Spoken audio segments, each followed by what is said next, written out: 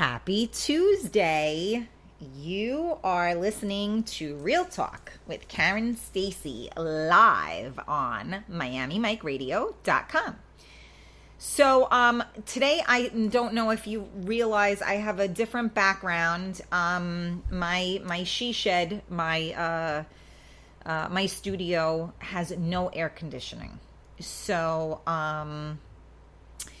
I am, what was that ding? Well, so I am in a different location so that I can have AC. So I do apologize if you hear my dog bark or anything happen because, this is part of life here, and being a single mama, it's not so easy to, make everything happen. So my kid is coming home at some point also.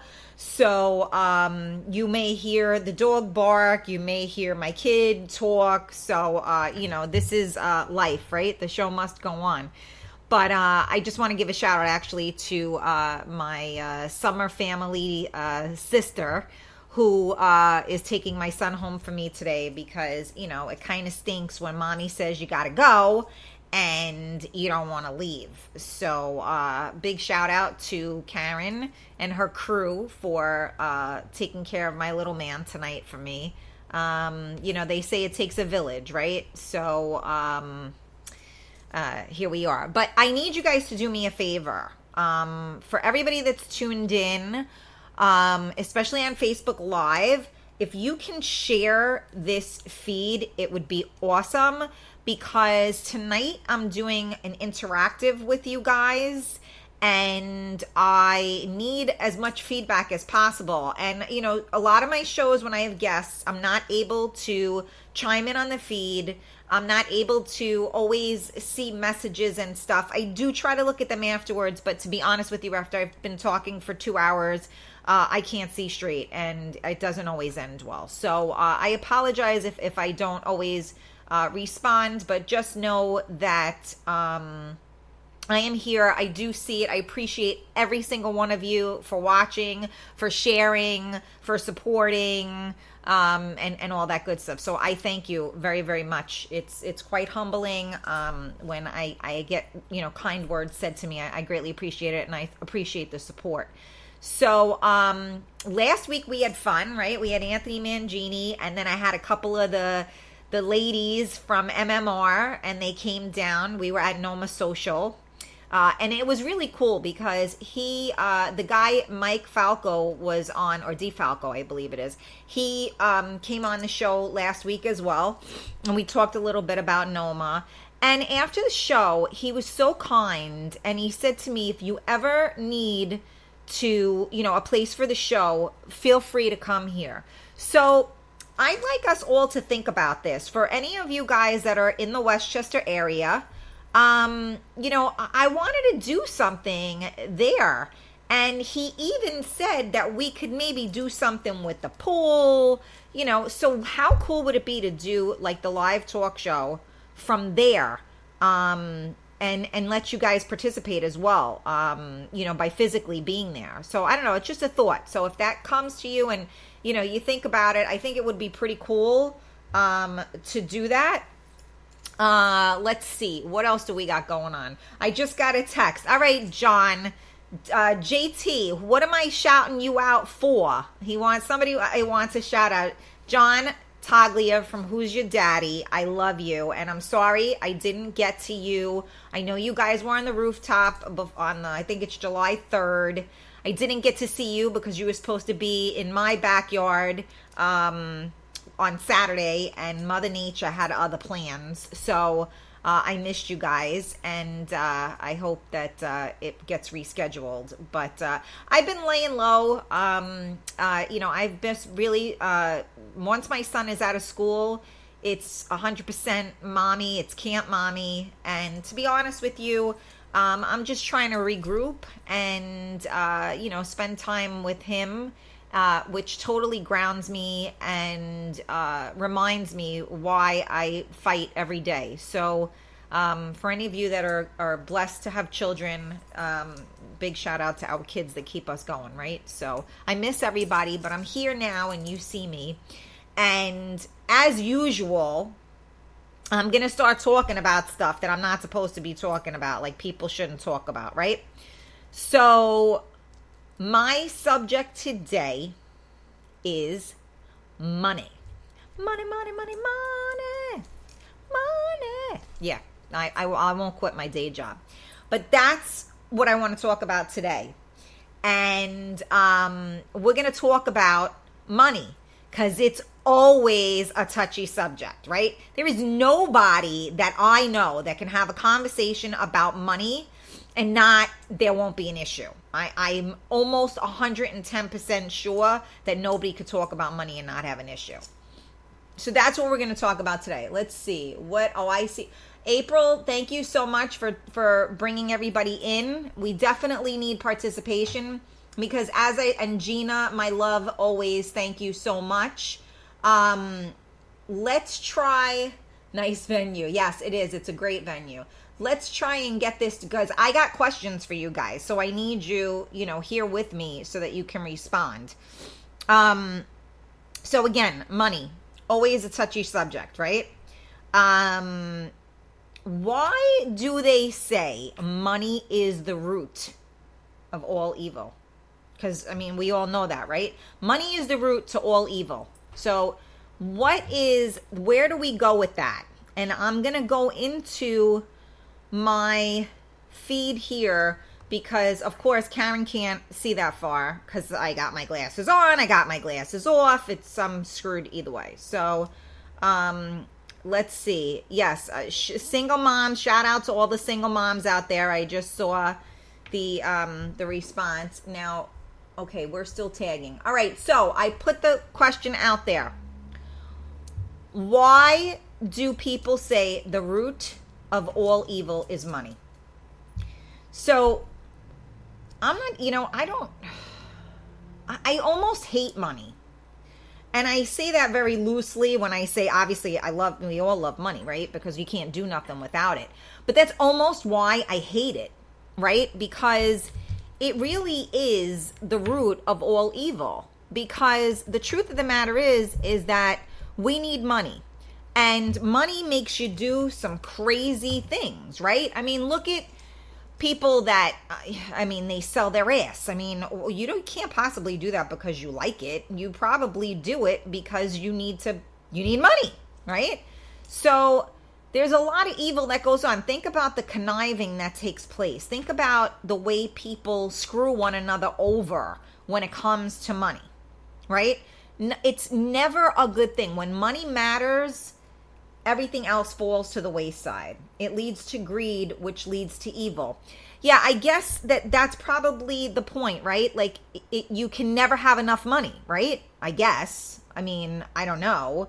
But, yeah, so greed becomes self-narcissism. People can't live without it, sadly. And again, I said, that's why I just started this by saying that I hate money because nothing pisses me off more than when there's an issue like that. Like, I don't like money to ever be an issue.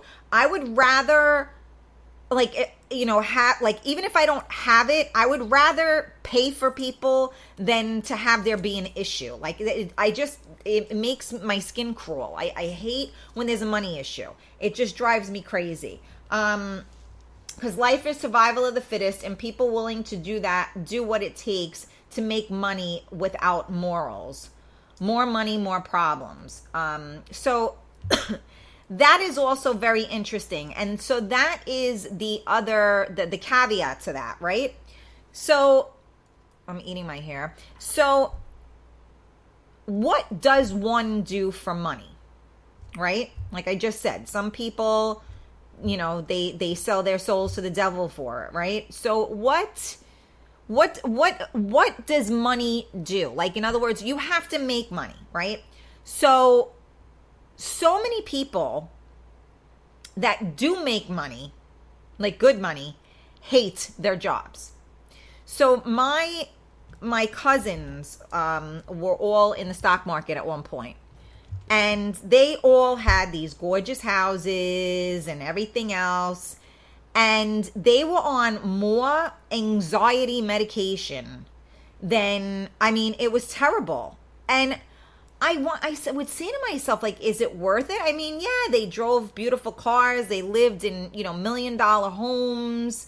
The kids went to the best schools. But at what cost do we do that? Right? So now you have these people that sold their souls to the devil because, now you get accustomed to a certain lifestyle, right? So now you can't go backwards. You can't go from $1 million home to a 2-bedroom apartment, right? You got to keep it going. So, you develop a lifestyle that you become accustomed to, that you have to keep up. And at what point do you actually enjoy your life, right? So that's why I say money really is the root of all evil, because you need it to survive and you need it to have better things, right? But then at what cost are those things? Because to me, nothing is worth your health. And I will be honest with you, and I will look at your comments in a minute. But I will tell you this.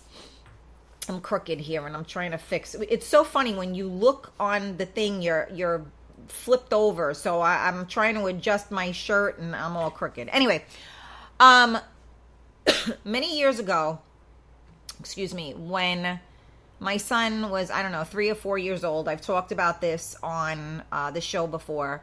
He had a lot of health issues. They thought that he was on the spectrum, yada, yada. So we had to get him services. Now, he had gotten the services through early intervention, and then when he aged out of early intervention, he went into the regular school system. So they told me that where we lived was the hardest school system to get help from. So they said, well, if you lived over here, they would give you everything that your son needed. So I basically told my husband that if they didn't grant us what we needed for him, that we would, rent out our house or whatever, and we would go live in a studio apartment in whatever that area was. And I'm not mentioning names only because I don't want anybody to try to chop me up and kill me. No, I'm only kidding. But I was willing to give up my house and all of that because my son's education and help was more important to me than where I lived and what I had. Because if I don't have a healthy child, then really nothing else matters, right? So you can go live anywhere and you won't have, I don't care about that. So don't get me wrong. I would, look, I'm waiting. I told everybody I am meeting Elmer J. Fudd and I will be living on a mansion and a yacht. There's no doubt about that. But, you have to know what's important. And to me, the only reason why that money would have been important would have been if he wasn't going to be able to get the services he needed, then we had to figure out how we were going to pay for those services that he needed. But, I was ready to pick up and go and say, and I told my husband, we'll go live, like I said, in a studio apartment so that he can be in the district that he needs, so he can get the help that he needs. And then once he's okay, then we figure out what we're going to do from there. So, you can't allow it to take you over. You still have to have some control over it, in my own personal opinion. So now I'm going to go back and I'm going to read, because I know you guys are writing stuff and I don't want to miss any. Okay, so here we are. It's hard for many people to find a balance. A person needs a strong moral grounding to be able to have money along with compassion for others. Very difficult and very rare. So absolutely. And again, we can, like, these things, everybody's comments takes my brain to another place, right? So that's a very strong statement, April, that you just made, that you have to have grounding, so you have compassion for others. And there are people in this world that are the most generous if they have money, they are the most generous people in the world. And you know what? There are a lot of people out there that don't really have money and they're still generous. I know a lot of people that pick up a bill for somebody and they probably are just putting it on a credit card that they can't necessarily pay either. So, I think people are very gracious. There are a lot of amazing giving people out there.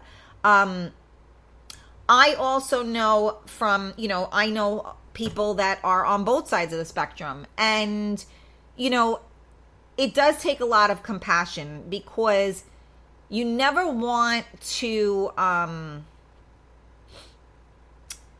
be better than someone else. And I know I could probably use a better word for that, but a better thing for that. But what I mean is, sometimes people are intimidated by people that do well financially. So that's a really tough thing there. Now, I think you should be proud. You should always be proud. I 100% believe that. But I think that, there's a very fine line, because sometimes you have people that are just very giving. Then you have people that are just show-offs. So there's a difference, and obviously you'll learn the difference at some point. But it is very difficult, like you said. You have to have compassion for others. All right. Let's see. Constant rat race, so to speak, to maintain current level.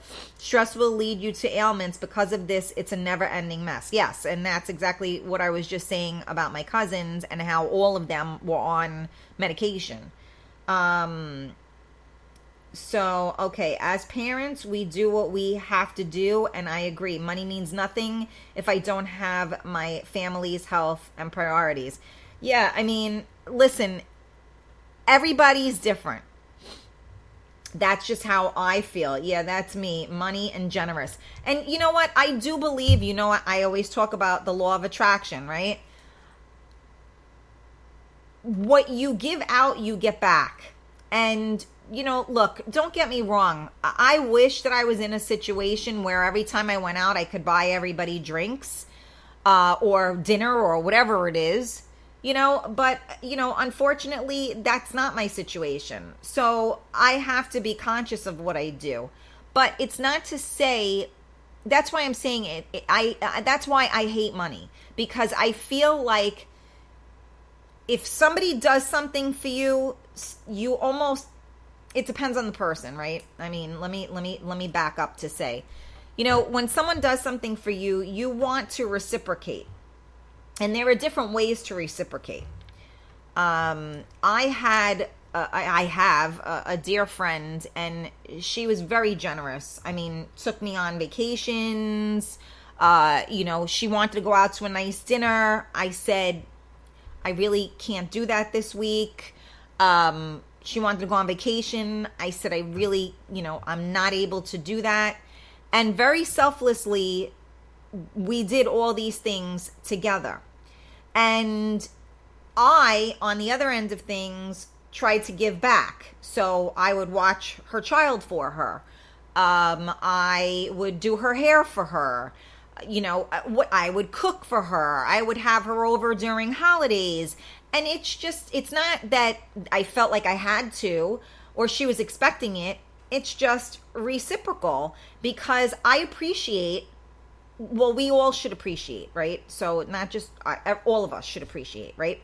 So you can't always give back the same way people give you. So if somebody is in a position where they can take you away on vacation or take you out and you go to an expensive meal, you can reciprocate by doing something nice for them. And all of us have the capacity to do something nice for them, because I think everybody in this world just wants to feel appreciated and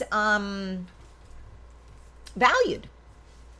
And I think that money is something that is it really devalues. Like, it's as crazy as that sounds, right? I think that's how I feel, because it all becomes about the money. And then there's no give and take. It's all take at that point. And that's not cool either. You guys are listening to Real Talk with Karen Stacy live on MiamiMikeRadio.com. And we are also live in my group on my Facebook feed. And I am encouraging you guys to jump on the feed and interact with me, because it's just me and you today. And which I try to do every so often, because I actually get a lot of people that have told me that they enjoy when it's just you and me. So I try to break it up a little bit and have, interesting guests. And then you have me, and, I talk, and, I go off on my tangents and stuff. But that's what we're here for. We'll do it together, right? So we are talking tonight about, excuse me, a touchy subject, money. Money, money, money, money. So we're talking about money, why it's the root of all evil. I'm asking you guys, if you can, to share this, so that we can bring other people into the conversation, because it's always interesting to hear other people's perspective on things. Okay. Let's see. But you have to look at reciprocation, not just on a monetary level. I'd rather have someone make me something than buy me something sometimes means more. Absolutely. And I love making stuff. So I did that as well. Like, I would make like a tooth whitening toothpaste. I like to do stuff like that. And like I said, I enjoy, the holidays. The more people, the better. I've always said my door is always open. So, that's why I do, if you're going to have a relationship like that with someone, you really have to be on the same page, because it's just not cool when, money becomes an issue. And that would be the next thing that I was going to talk about is, why does money mean more to certain people than others? So, is it because they have it, or is it because they don't? Because most people that don't have money are concerned about it, right? Because they don't have money. But as I said just moments ago, and I went a little off, I think it's law of attraction. And if you are a generous person and you give, I think you get back. That's my personal opinion. The universe is going to give it back to you. So if you help somebody that doesn't have it that day, or whatever the case may be, I believe that it does come back to you, because when you worry about it, again, law of attraction, if you wake up every day and you worry about how much money you have, you're never going to have enough money. If you wake up every day and you say to yourself, you know what? I'm going to figure it out. And I'm going to be quite honest with you. That's how I live my life. I'll figure it out. And you can't obsess, because if you obsess, then that's what you're putting out into the universe, right? So you're putting out into the universe, I don't have money, I'm afraid nothing good is going to happen, I'm not going to be able to pay my bills. And that's what the universe hears. The universe does not hear like, I'm good, it'll come. So, how some people, I don't know, I know some people, they go like to the casino, and it's like they have a horseshoe stuck up their ass. All of a sudden, poof, they have like 20 grand. I had a girlfriend of mine, every time she went to the casino, she freaking hit. I'm like, are you kidding me right now? Some people are just like that. Me, I could get those scratch offs. I've never won a scratch off ever, ever, ever in my life, I have to say. My husband used to win all the time. God bless that he had that kind of luck. And he used to tell me, do me a favor, don't touch him anymore. Because he used to give me the coin and say, rub it off. And every time I rubbed it off, of course, we never won. So he would tell me, don't touch nothing and go away and don't give me bad luck. I'm like, okay, great. And then he liked to gamble. So if we went to Atlantic City, I wasn't a gambler, obviously, because I as I just told you, I don't win. So he was like, and I figured to myself, why do I want to gamble? If I have $200, I want to buy a pair of shoes with it. I don't want to gamble. But, some people enjoy it. But yeah, so he would wait for me he was like, all right, go upstairs, because I would be done. How long can you hang around and watch somebody play, a game? So he would wait and take me upstairs and go back downstairs and go in full-fledged. And the minute I went upstairs and he went back downstairs, he would hit. So it was hysterical. again, you would think I was the good luck charm. I think I am certain people's good luck charm, but I guess it depends. You got to rub it the right way to make sure the genie comes out. All right, let's see. You guys are, certain people lack compassion and empathy. Yeah, hello. Leslie, you don't worry about money anymore. There you go.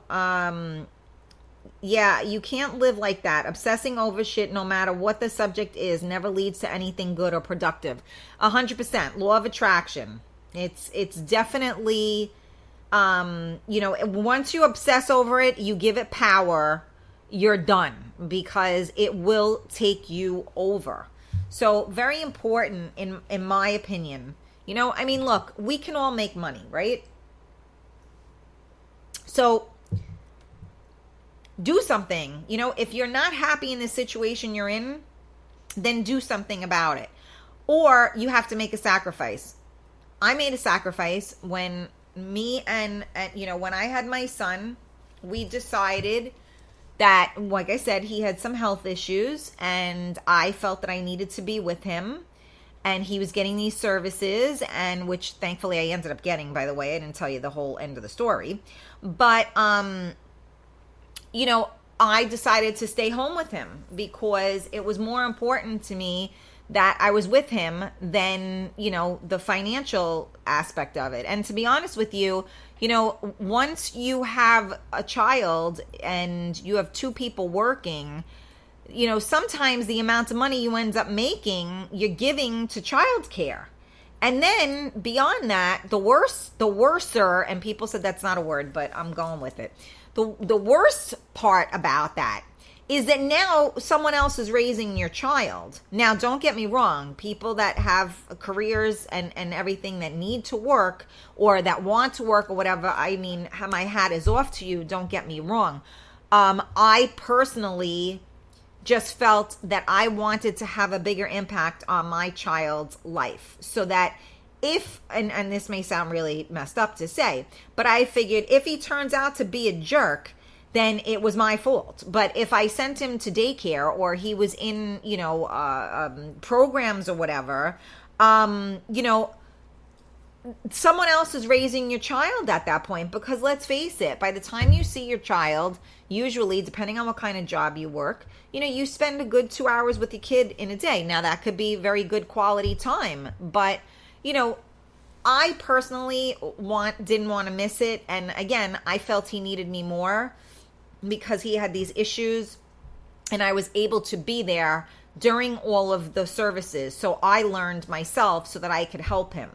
So, thankfully I learned, I was able to do it, and I made the sacrifices. I didn't go out. I didn't do a lot of things. I didn't buy myself designer bags. I didn't do any of that stuff because it was more important to me that, I was home with my child. So, everybody has something different. Listen, when I was single, please, I worked 3 jobs.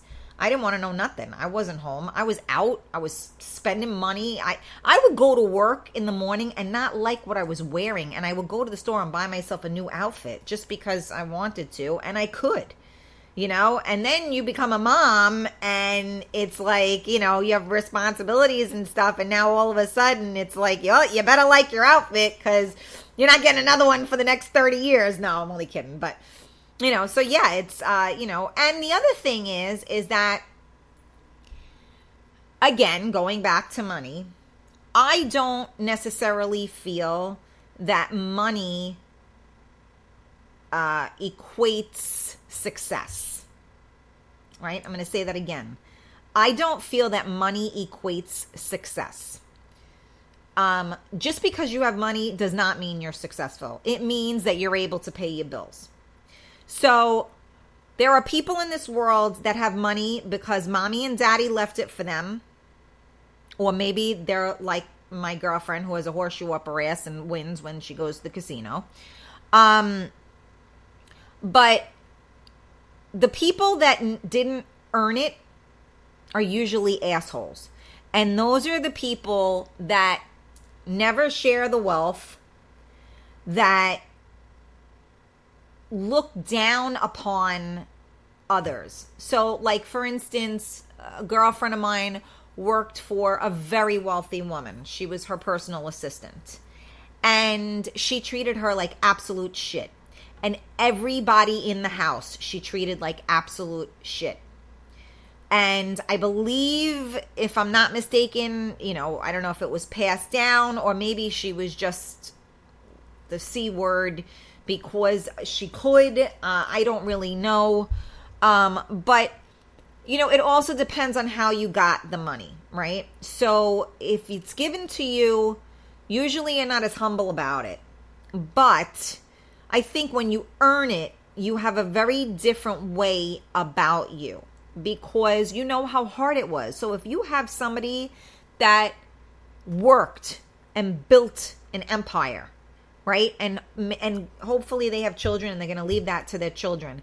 God willing, those children learn the value of $1. They learn what it took to do that, and they want to move forward and continue the legacy and hopefully give it to their children one day.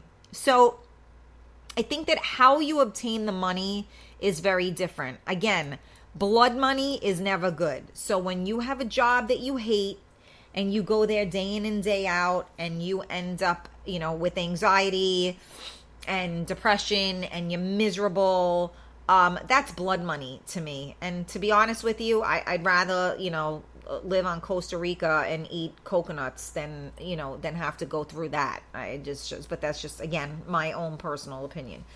So let me see. I know you guys have been chiming in. Somebody else, April, you bought your own new outfits too, huh? I agree. Money does not and should not define you.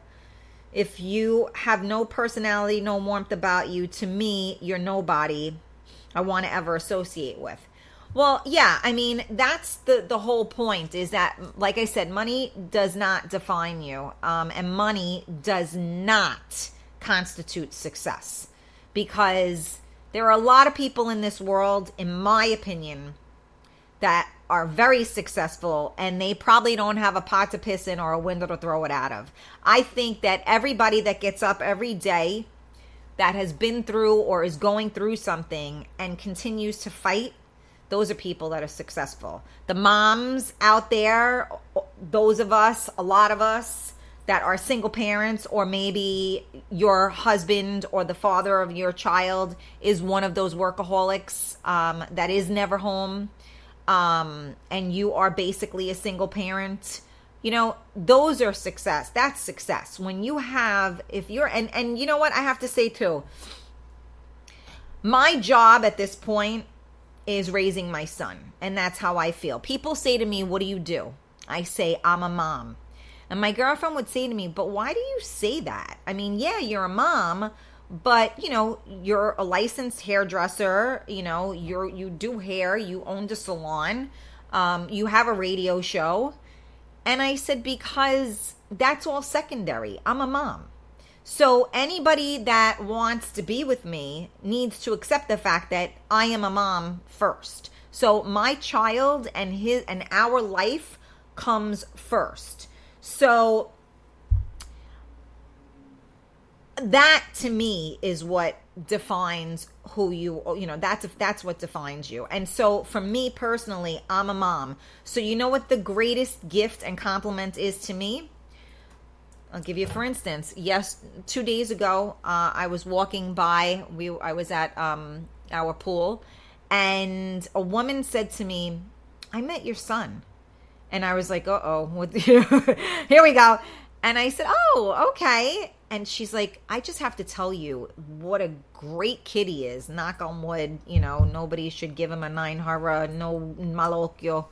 And I was, when somebody says that to you, there's no greater feeling. Any of you parents that are out there right now, what better feeling is there than when someone says, like, compliments your kid and says, like, what a great kid. I mean, show me some love on the screen there. Parents, how many of you, like, once you hear that, you're done. Like, for me, I'm good. Once that's the case, that means I'm doing my job correctly. So do your job, and whether you get paid for it, I mean, look, being a single mom, being a parent, never even mind being a single or with being a parent, they say, right? Well, that's the hardest job and the shittiest pay, right? We know you don't get paid for that, but you know what? It is what it is. All right, let me see. What are we saying here? What happened here? Come on, guys, don't let me be the motor mouth audience members. Yes, April, it's all good. I know. I guess I scared everybody. They don't want to talk. Damn, I wish there were more women on this planet like Karen Stacy. Watch what you say. I mean, thank you for the compliment, but yeah, I don't know. If there were more of me, the poor pink elephants would be extinct. Receiving a compliment about your child. Yes, you have made my day.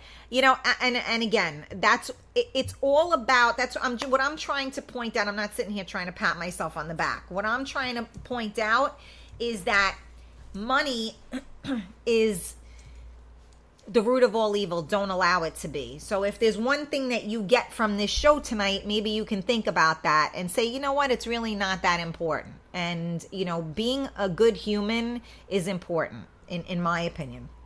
So now the other thing that I'm going to bring up, since we just were talking about like moms and all that, what about women having their own money, being independent? So meaning when I decided to be a stay-at-home mom, I went from having 3 jobs to having this job that you don't get paid for. So now I had no money. I mean, I wasn't making money. I always did hair, you know, a little bit here and there. So sometimes I would have spending money or whatever, but I never asked a man for money. Me and my husband were together from 21 years old.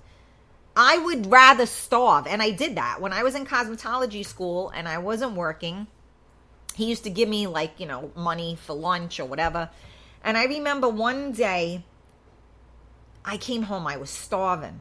And he's like, what the hell's the matter with you? Why are you so hungry? I said, well, I didn't eat lunch today. He's like, well, why didn't you eat lunch today? I said, because I didn't have any money for lunch. And he's like, why didn't you have money for lunch? I gave you $20 the other day. I go, yeah, hello, that's gone. He's like, so why didn't you tell me you needed money? Have you met me? So it's very difficult for an independent woman to ask for anything. And I certainly will never ask anybody for money. Even people will say, I've dated people, oh, do you need money? I'm like, no. Meanwhile, I have no money in my pocket. I would say no. Because that's just me. I'm independent and I'm proud of whatever it was. And I'm not a charity case. I hear people say recently, oh, I feel sorry for her. Thank you. Don't feel sorry for me. I don't feel sorry for myself. I don't need anybody feeling sorry for me. And the last thing I ever need from anybody is pity. No one needs anyone's pity. If you do something for somebody, do it out of your heart. Don't do it out of pity, because that's the worst possible thing. That's like patronizing somebody. I don't know. To me, I appreciate anything anybody does for me, don't get me wrong, but don't do me any favors if you feel sorry for me or you're doing it out of pity, because, independent women will always take care of themselves. And like I said, I always find, thank you, dear God, knock on head, knock on whatever, thank you to the universe. You always have to find a way, because you know what? Failure is not an option, right? So you always have to find a way. And that is why you are listening to Real Talk with Karen Stacy live on MiamiMikeRadio.com. And we are talking about money and how it is the root of all evil. And it's definitely a subject that people really don't want to talk about. And going back to what I was saying about being a woman and having your own money. There are a lot of men that like to, well, actually, let me take that back. I'm going to recant my statement. There are a lot of couples where someone may be controlling. And honestly, it could be the man or the woman. I know a lot of men that they have to give their paycheck to their wife. They give the wife the paycheck and they get like an allowance for the week. So I'm like, so they walk around, they made all the money, they give her the money so that she can pay all the bills or whatever, and they get an allowance at that point.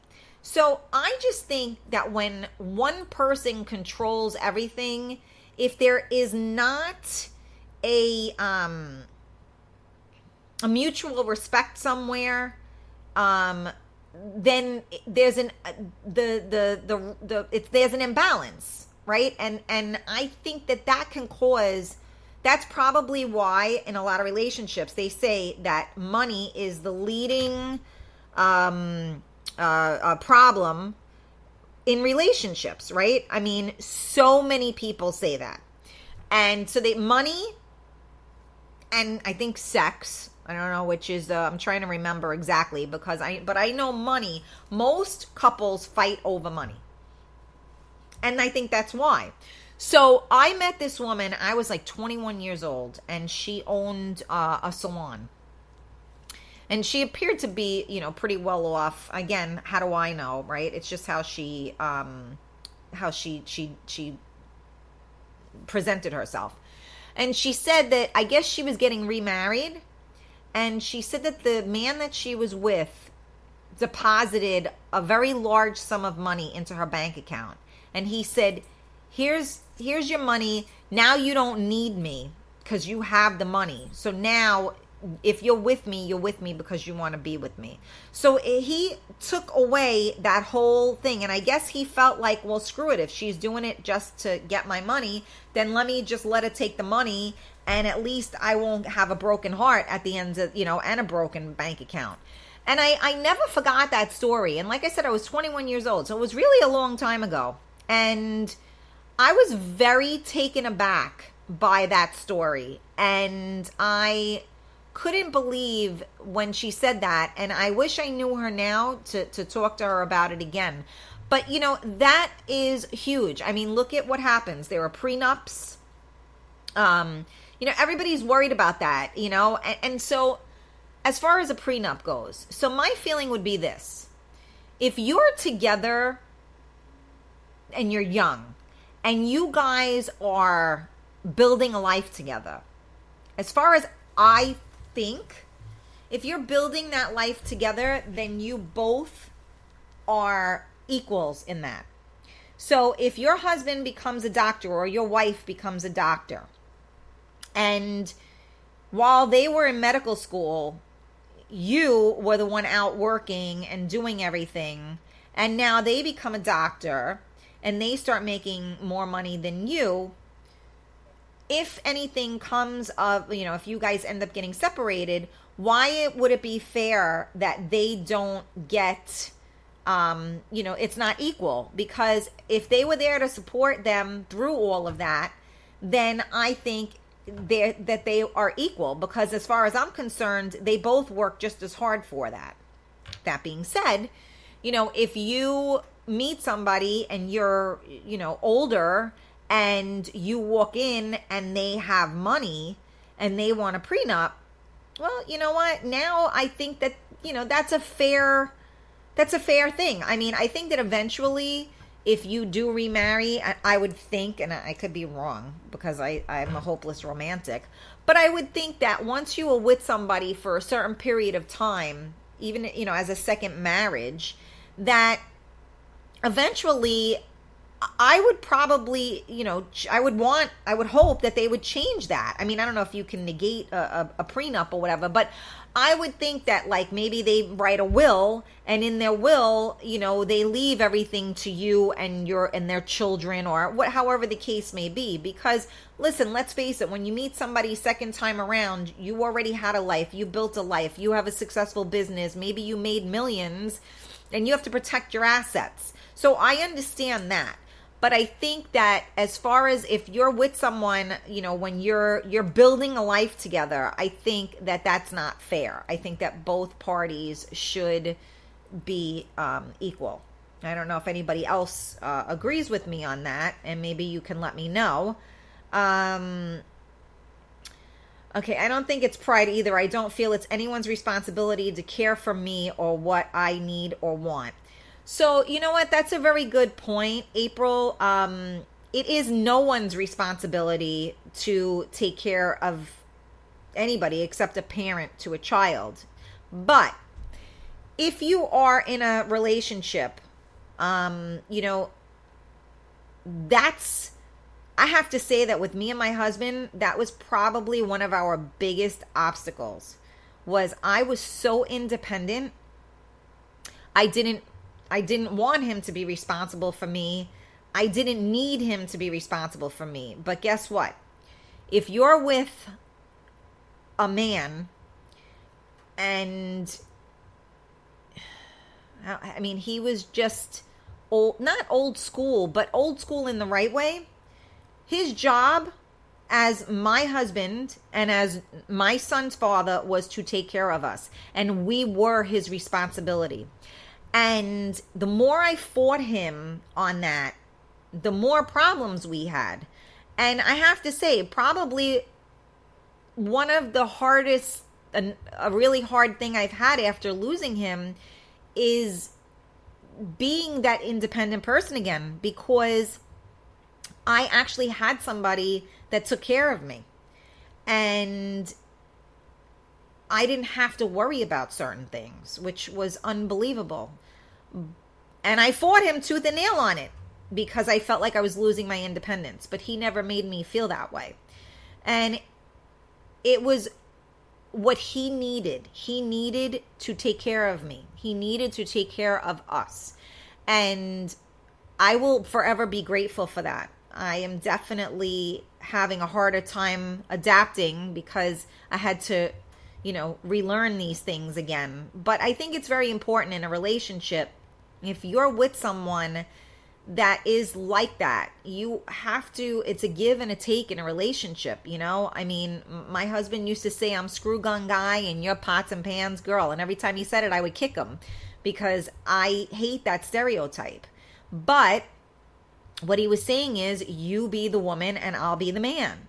So, again, I talk about this a lot on my shows, and we're not talking about this now, right? The blurred lines that, women have become the more dominant species at this point. And we're not going to go into that right now. But when it comes to finances, it is, in my opinion, you should always have your own something, because for sanity reasons, you need to know that if, God forbid, something happens, that you can walk. If you got to walk, you can walk. You might be crawling, but it doesn't matter. You can and will make it to the next step. And that is very important. And if I will teach my son that, but he's going to be a man. If I had a daughter, I would definitely teach my daughter that. Make sure you can take care of yourself. Never rely on a man. And, that is how I feel about it. You should never rely on anybody else like that. Unless, of course, like I said, if you're in a relationship and this is how it goes, but you should still always have your finger on the pulse. And I didn't want to hear, my husband would tell me certain things and I was like, you know what? I don't want to know about it. Well, if anything happens to me, I don't want to hear about that. What do you mean if anything happens to me? So that's another thing that I'm going to bring up while we're talking about money. Wills. Yeah. My husband died at 43. He didn't have a will. Who thinks they need a will at 43 years old? So anybody out there that's listening, you should have a will. Especially if you have children or any type of assets. You need to protect yourself, or you need to protect your loved ones. So, obviously in his situation, whatever was anything, my name was on everything, but it's very important to have that stuff. I had to do that after losing him because, now you realize you're not immortal, and I have a son. So now I had to make sure that my son was going to be, would be okay, because when you don't have a will and somebody dies, it's like, if I tell you my kitchen table looked like a Wall Street office. There were papers from one end of it to the other end of it. And one of my dear friends, she somehow or another got to the bottom of those papers, and it was a mess, an absolute mess. So I will say that if anybody out there, I understand that it's an awful thing to do, and no one wants to think that they're going to die. But the truth of the matter is, we're all going to die. So if you don't have those things in order, I strongly suggest that you do. The same way that a lot of my clients went out and got life insurance. Everybody accused me of killing my husband because he had $1 million life insurance policy. So that's so wrong on so many different levels, because first of all, you could keep the $1 million because I just wanted my husband. That's number one. Number two, there was no $1 million policy. And I had no idea how I was paying my mortgage. So he did not look into life insurance to that degree, and maybe he was going to. But maybe at 43 years old, he just didn't explore that at that point. So that's another thing I encourage you to do. If you have children, you should have life insurance. And if you are married, you need to make sure that your spouse is on that paperwork or have it in the will. You know, these are things, it's planning, right? And I can get a financial planner on here one day too. I had one on last year. You know, these are things that are really, really important. So while we're talking about money, you know, and we don't want to talk about this shit, it's true. You need to make sure that you are protected. So get a will, get life insurance. You know, all right. Now now I got to take a breath, right? Because it's just a lot. It's a lot. Where am I here? Women are better to date when they are independent. They have more character than women who are not independent. Yes, I agree with that. But I think independence looks different on everybody because, you know, as I said earlier, I don't need somebody to do something for me. But do I enjoy it? When I go out, if I go out, I can buy myself a drink. I mean, obviously, I know that I can't blow X amount of dollars on drinking when I got to feed my kid. But I'm not sitting there like I need this person to buy me a drink. But I'm not going to lie. It feels good when someone buys you a drink. It's a compliment. And it's not about the money. It's the gesture. And I appreciate that. So if I don't need somebody to buy me a drink, I mean, probably there are some nights that I did, but I'm just saying, I don't need that. If anything, I could drink freaking water. I don't give a shit. But it's nice when someone does that. It's a gesture. You didn't need that drink to be bought for you, but guess what? It made you feel good when they did it. So that's the difference in that. So a lot of women can be independent, but I will tell you this, independent woman will realize whether you bought her a drink or not. And you know what an independent woman will do? She'll buy you a drink. And there's nothing wrong with that either. You know, I've seen, listen, when I was younger, I used to do that when I was single and when I was broken up with my husband, you know, when he was my boyfriend. You know, I thought that was so cool. I would like sit there, saw a hot guy, I'd send a drink over to him. I mean, it's cool. It's still a nice gesture. And it's just a thank you. And either you talk to the person or you don't talk to the person. But you can be independent and still allow someone to do something nice for you. And I think sometimes there's a blurred line on that too. You know, I mean, just because a guy buys you a drink doesn't mean you have to sleep with him. Just because a woman buys you a drink doesn't mean that she's going to, you know, blow you in the car. So, you know, it all has its relevance, right? So I'm just saying, I know we talk about independent and I am all for independence, but at the same token, I do also think that you have to have a softness about you that we've lost somewhere along the way because everybody has become almost too independent by default because there aren't people, you know, on the back end. So I think that's also why. April, you're a hopeless romantic with me, huh? Prenups is that's a very touchy subject for me. I worked long and hard for everything I have. Then to have her take it all and share it with the next man as if she's the one that built that all. Nah. Well, yes, and I think I touched upon that, right? And I don't agree with that. As I said, if you built something together, then that is a different story. But if you did everything on your own and they have nothing to do with it, then no, you don't. I don't believe that. Okay, that's why I'm iffy with the whole prenup thing. But at the same time, I love to share everything I have. So what's mine is yours. I mean, it's a complex issue, really. Yes, I agree. It absolutely is. And that's exactly why I worded it that way. Because no one should, and here's the thing, right? When people get divorced, they're never, very rarely do you hear it's amicable, right? I mean, sometimes you do. But a lot of times it's like, and you hear, like, you know, and look, women, a scorned woman is a scary, you know. So when she's pissed off, she wants it all and she's going for it. She's like, you know, I'll take it all. He can go, you know, sleep in an apartment someplace. And I've heard that too. My husband always said, cheaper to keeper. Because it's true. The guy is living in like a studio apartment while the woman is living with the kids, you know, in the life of Riley. I don't necessarily think that's fair either. I don't think that the person that's supporting everybody should be on the balls of his ass. I disagree with that. Or whether it's either or, whether the wife is the one that made all the money and he's living the life of Riley, whatever it is, I don't think any of that is right. I appreciate generosity. I just don't ever want it to become habitual. I'm not a taker, nor would I ever take advantage of that or want to be accused of that. Hard to describe. April, I understand that. And you know what? What you just said,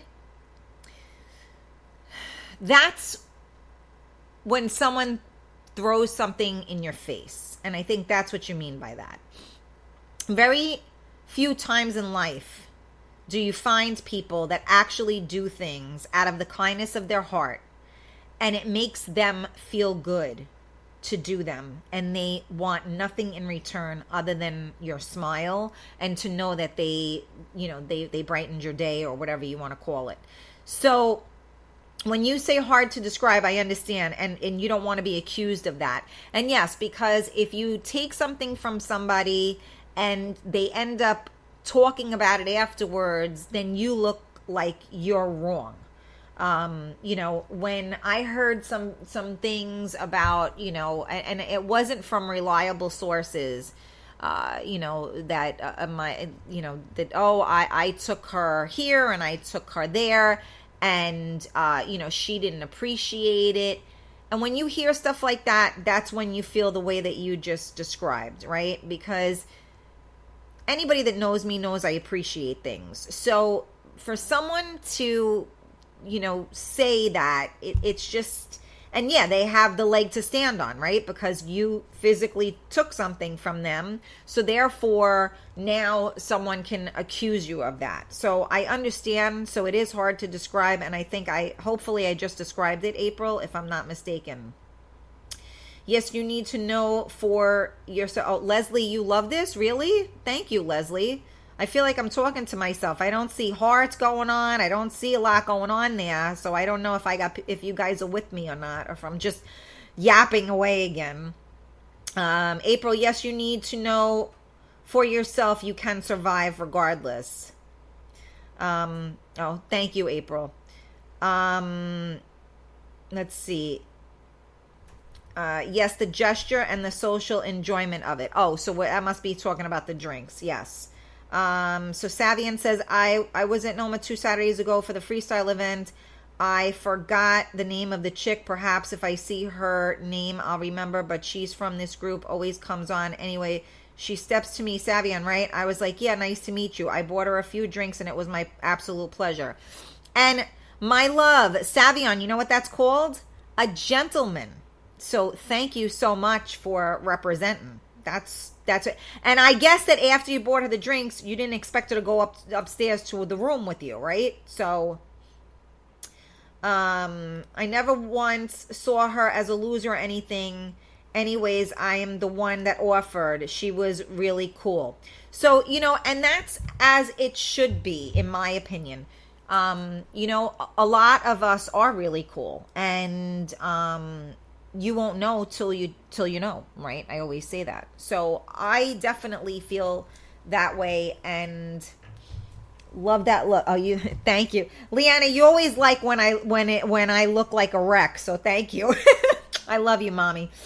And thank you for coming last week for our live show. That was fun. So you guys are listening to Real Talk with Karen Stacy live on MiamiMikeRadio.com. And we are live in the Real Talk with Karen Stacy group on Facebook.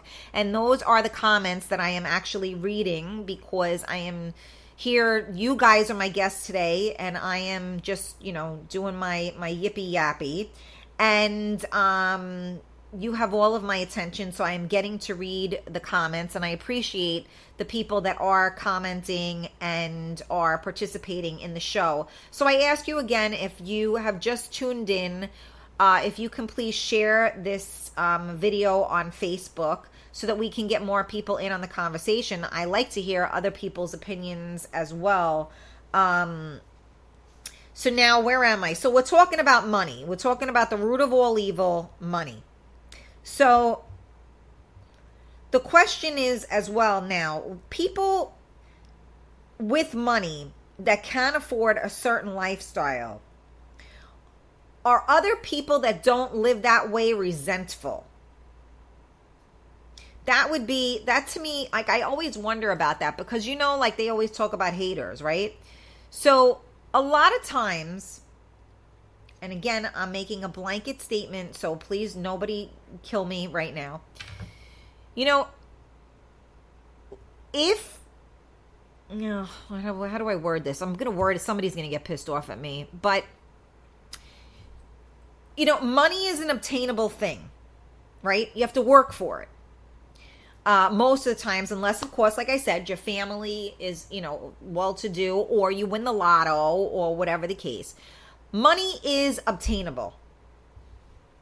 If you don't like your lifestyle, then you need to work harder to make more money so that you can like your lifestyle.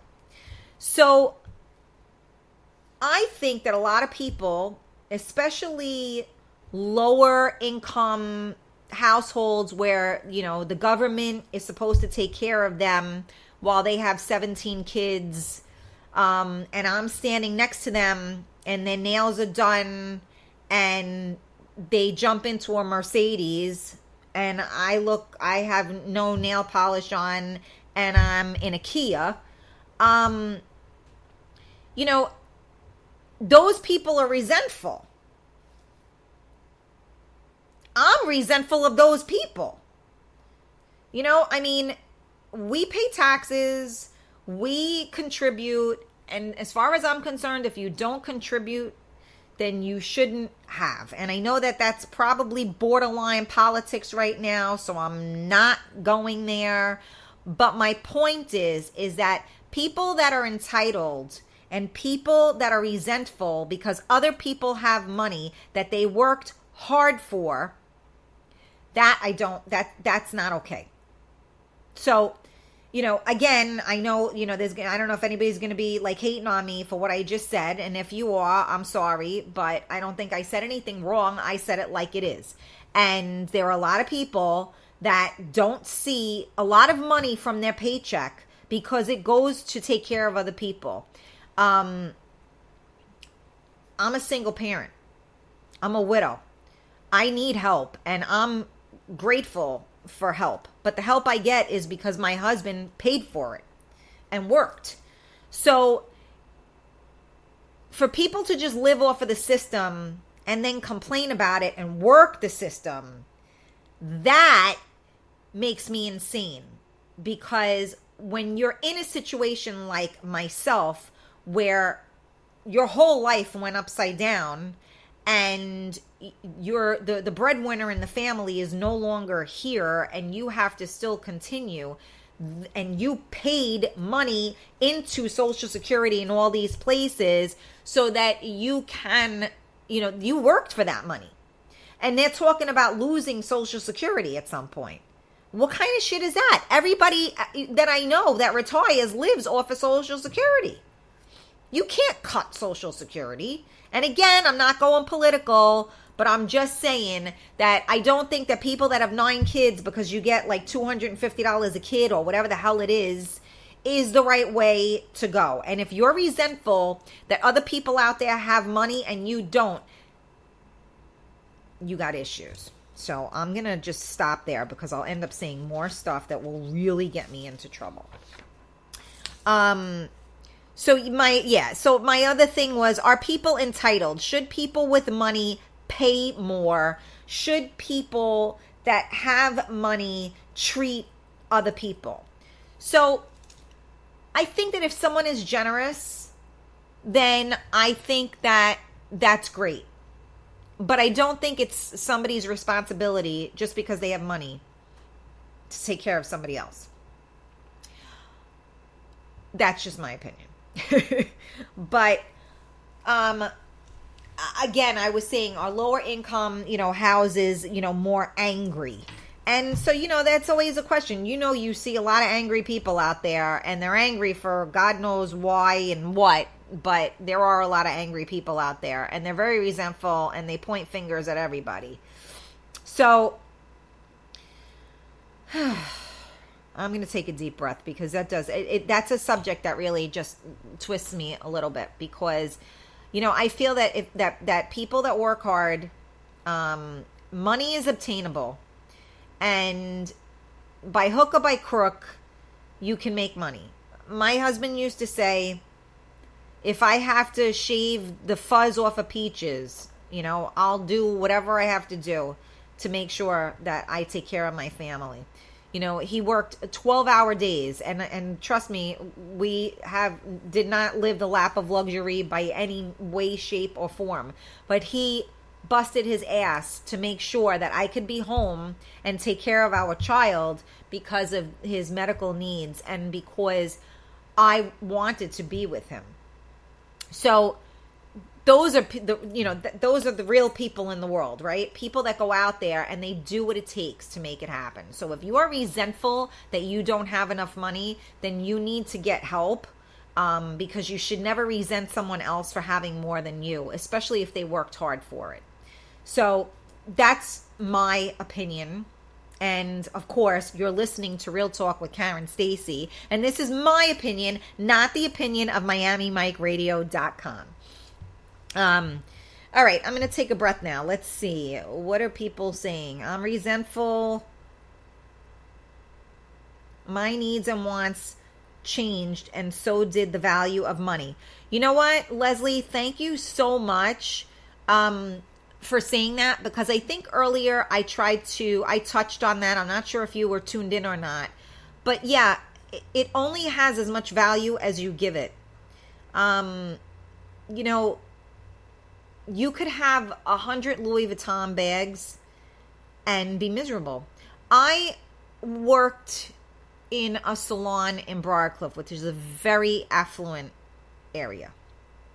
This woman, I'm blow drying her hair, and she's telling me, because I saw she had a Louis bag. I love Louis.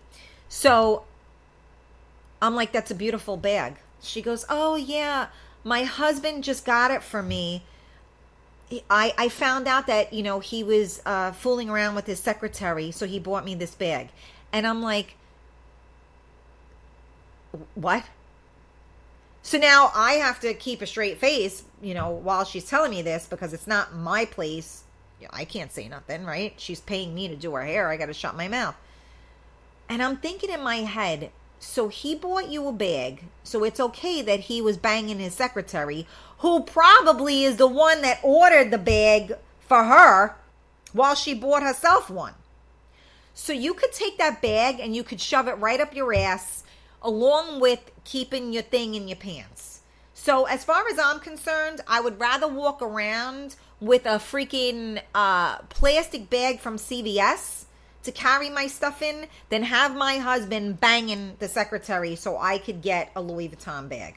So absolutely, your needs and wants should change, because the value of money should change as well. Because at that point, I don't need that.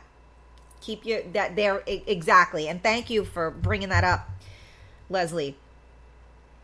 All right, where am I here? I'm resentful of people who abuse any system set up to help others. Amen, sister. Amen. Unfortunately, the truth hurts. If their resentment, then maybe they should change their lifestyle. Exactly. And I think that was what I was just saying, right? This is why people need a legal side hustle. Like I have my CBD company and should work hard to rank higher and higher in the company. The higher you rank, especially in network marketing industry, the end results are residual income, which come fast. That's the goal more than often. Yeah, exactly. I mean, like I said, if you don't like something, then change it. Karen, I see that you are tuned in here. I know you text me, which I didn't get a chance to read. Where is my child? I am my neighbor that has my kid. I'm trying to find out where he is because I think he weaseled his way into a sleepover. I'm assuming, but I didn't see the text. Okay, so let's see. Bill, I just started my sample of the CBD oil. Awesome. All right, let's take a breath. So now, here's a good question. Do people live beyond their means? Ding, ding, ding, ding, ding, ding, ding. I'm going with probably yeah. So, if you live beyond your means and now you're running up credit cards and you're spending money that you don't have, that's a slippery slope there, in my opinion. I mean, I don't think anybody should live beyond their means, in my opinion. I think some of us splurge sometimes, and I think it's okay to splurge. But I don't think that you should live beyond your means, unless you know that you have a means to correct that eventually. Like, you have money coming to you, or, you're still going to be able to get by. But if you're going out and you're buying a Louis Vuitton bag and, you're putting it on a credit card because you don't have the money to pay for it, then you really have no business buying that Louis Vuitton bag. And maybe you buy one, but like, we don't need 30 bags, right? Once you have a fancy bag, I don't think you need 30 of them. Don't get me wrong. If you live a lifestyle where you can have 30 fancy bags, God bless you. But if you don't live that lifestyle and you're going beyond your means, then you need to check yourself before you wreck yourself. So, is it really important to wear designer clothes, bags, shoes? Is that so important? Does everybody, do people look at that? Keeping up with the Joneses, like, do people look at that? And I guess they do. And, I know, what about, like, the fake bags and the fake designer things? Like, why are we buying replicas? And if we're buying them, are we telling people that they're fake? Or are you buying a fake Louis Vuitton, let's say, and telling people it's real? Like, me, I have, copies or whatever, and I tell people, I'm like, oh, this is fake. Like, this isn't. And people are like, why? It's so good. You don't even have to tell people it's fake. I'm like, I don't really care. I mean, I like the bag, and it's, it's fake. I mean, is it nice to have a real one? Yeah. And, my husband bought me one 15 years ago. But I think that, some of us, when I had a girlfriend of mine that used to buy herself all fancy bags and stuff like that. And, I said to her, well, like, I was buying copies, and she's like, I just feel different. She's like, I work hard and I don't like a copy. I know it's fake and I want the real thing. And I respected that because she worked hard.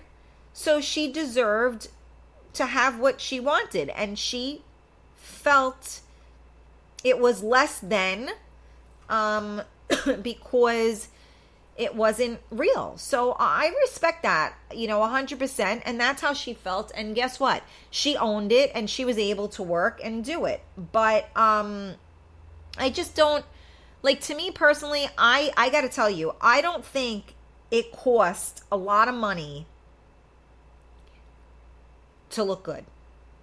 And I can say that to you as someone that lives that lives by that. And it was always a joke where I would go out shopping and I would come home with a bag full of stuff and I paid like $50 for it. And like my girlfriends used to go, how the hell did you do that? So I've been working since I'm 13 and I made $50 every 2 weeks. We had, my parents owned a dance school and I was an assistant for one of the teachers. So I used to make, like I said, so what was that? $25 a week, right? And it was taxed. So, my parents obviously, took care of me in terms of, living and all of that stuff. But that was like my spending money. So I would get my paycheck and I would have this $50 and I would say, all right, at this time, Guess jeans were really big, right? So I would say, okay, do I want that pair of Guess jeans, which is going to cost me my whole $50? Or do I want those 5 shirts that are only $5 each and those 2 pairs of leggings? So now I got like 6 outfits for the same $50 that I would have gotten 1 pair of jeans with. So I kind of shaped myself that way because I wanted to make my money stretch because I worked hard for it. And I still do things like that. Like I don't spend, a lot of times people see me, when they see me out, most of the time my outfits don't cost more than $20. I go to, random stores and I don't buy anything for more than like $20. It's very rare if I do. And I don't really think that when I go out, I mean, I usually get compliments on my outfits all the time when I go out. I have, which I thank you for. I know I have a different sense of style than most people, and I put certain things on that most people would never wear. But it does not cost a lot of money to look good.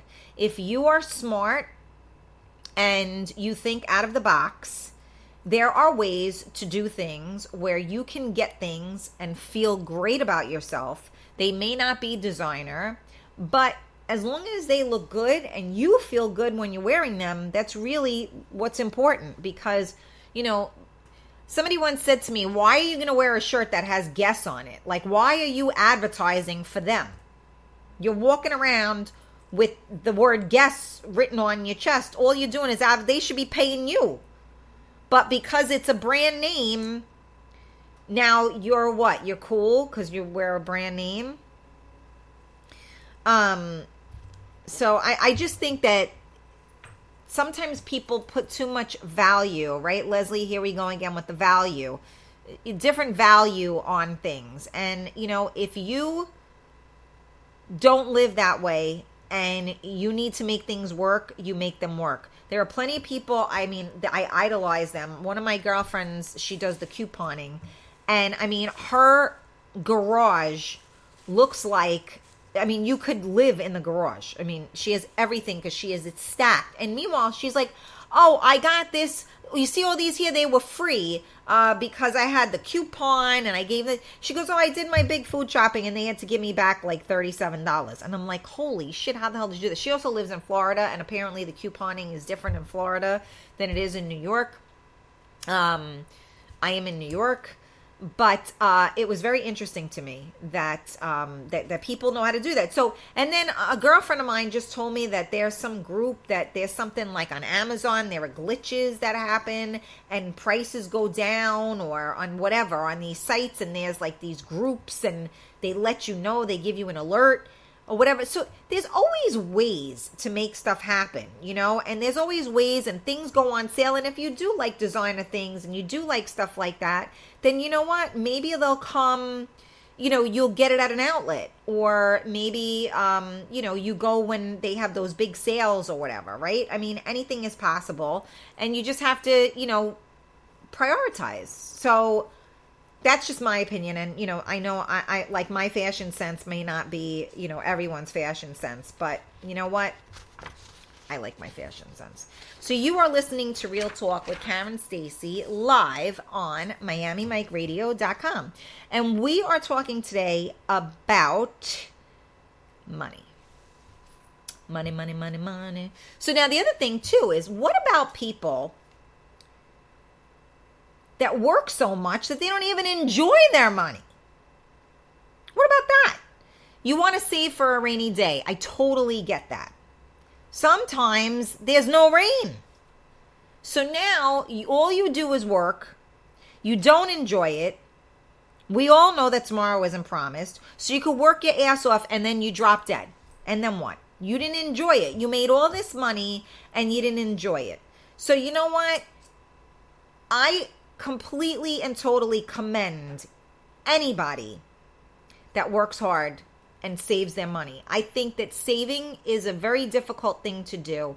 There's a fine line between hoarding, saving, all of that. But you have to have a life. And, I used to argue with my husband a lot. That's what we argued about, because he worked too much. I'm like, but I'm like, we haven't seen each other, and you know what? One thing you never get back in life is time. You can always make money, but you can never make more time. So I always say that, it's great to save.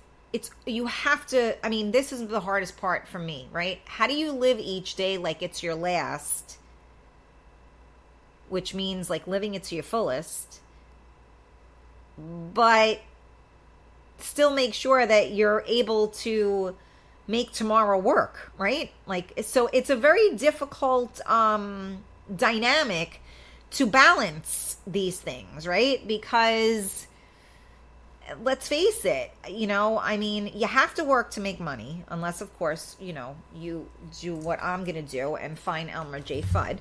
But you have to work to make money, but you also have to make time to have fun. And, sometimes do both, but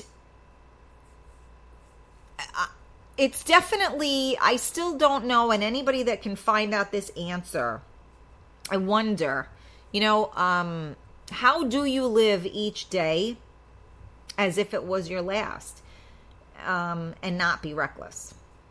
And I don't know. I don't think anybody can answer that question, because there is no answer. Because if we knew we were going to die tomorrow, which any one of us can, right? There's a lot of things we'd be doing right now, right? As much as I love talking to you guys, I'd be, doing a lot of other things right now if I knew that this was the last, God forbid, moments. So it's very difficult. How do you plan for your future? How do you save? These things are really difficult. And I know I asked a couple of people today. I said, I'm going to do a show on money today. And she said to me, how do people save money? Because I can't save money. So I guess it's like, again, I had a financial planner on here. I can do it again. But, it's very difficult, to make that balance. And now things are so expensive that you really have to work hard because you can't afford anything. My son wanted to go to Starbucks the other day, and I am sorry. I know there's some stuff going on. I didn't read the whole thing. I know something happened with Starbucks and police and stuff, and I always support the police 110%. So I certainly, didn't go to Starbucks to not support police officers, and I don't know exactly what happened, so forgive me. My son loves Starbucks. So when you go to Starbucks, you get 2 cups of coffee. It's like $12. So he wanted to go. He broke open his piggy bank, which I told him not to do, but, you know, he was curious how much money was in it. And it was all change. He broke open his piggy bank, and then there's this ring toss thing at the pool, and he got really good at it. So one of the guys said to him, if you get that in 3 tries, I'll give you $5. And he got it in the second try, so he got the $5. So instead of him wanting to take that money and buy Roblox with it, which is normally what he does, which is for a game, he said, Mom, I want to go to Starbucks. I want to treat you for coffee.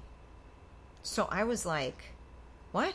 Because I tell him all the time, save your money, like, you know, don't worry. And so, you know, this is what he wants to do with it. So he took me, we went to Starbucks. So it was $11.87. He got a Frappuccino, and I got my cloud thing, right? $11.87.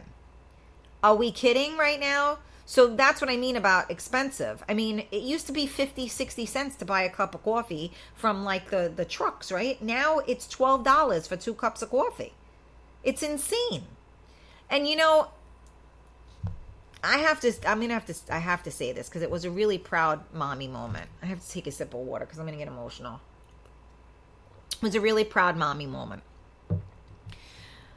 He had all this change in the bag, right? So he had a little Ziploc bag with all his change and the $5 bill. So he had to count it all, which I thought the freaking cashier was going to go crazy. But so he counted all, he gave it to her. So I was like, thank you, whatever. So we're sitting there and we're talking. He's enjoying his coffee. He feels, like the big man because he paid for it and all of that, right? So I was very proud of him. He initiated it. He asked me. So just there, I have tried to teach him about that when it comes to money. And as parents, it's our responsibility to teach our children about money. So sometimes I feel like I say too much to him. And as parents, none of us want to say no to our children. And the last thing you want to say is that you don't have the money to do it. Right? No one wants to do that. No one wants to say that to their children. So a lot of times he'll tell me, like, Mom, let's go to Starbucks. I have an espresso machine right here. Why am I spending $12 on coffee when I have an espresso machine right here? We can spend that $12 on something else. So when he got the money, and I have said to him before, you have to teach your children compassion. In my opinion, okay? You have to teach them compassion. So, he gets money and he got something, and I said to him, well, like, did you think about anybody else, or you just got that and you need to spend that on that? I'm like, if this is what you want, he loves sushi. You want sushi, then how about you pay the bill when we go for sushi? Why should I pay the bill? You have the money. You pay for it if you want it. And I try to explain to him, it's not just about you, right? So he offered, and this has been in the past. It wasn't anything I had a conversation with him recently. So now he got the hold of this money. He wanted to go to Starbucks. So we go to Starbucks. We're drinking our $12 coffee. We go to leave, and he says to me, Mom, is it okay if I put some of the change in the tip jar for them? So just when I thought that I couldn't be more proud of him, he does that, and he puts his money into the tip jar for them.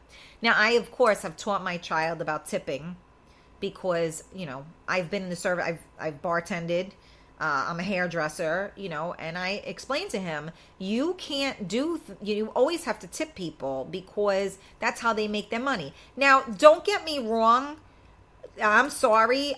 I don't usually tip the barista at Starbucks. I really don't, because that's their job, and I think it's ridiculous that you have to tip somebody for coffee. It's one thing if they're bringing it to you and you're sitting down in a restaurant, absolutely, but that, I'm sorry, I don't. But obviously that had no impact because my son tipped them, which I was in awe of, right? And we walk out and I got tears in my eyes and I hug him and I kiss him. And I am like, just when I think I can't be more proud of you, you do this. And he's like, Mommy, please don't cry. And I'm like, I'm just so proud of you. It's tears of joy. So now we go next door because I needed to eat something. So he still has change left in his thing. And there was one of those St. Jude things, like with the kids on it. So what does he do? He starts putting change in there too. And then he says, Mom, I can't, this, it's so sad. I see this. I want to give them it all. He put all the rest of his money in that. He had no money left. I think he had like $17. But the point was that the money wasn't important to him. And he's a 10-year-old boy. So let's face it.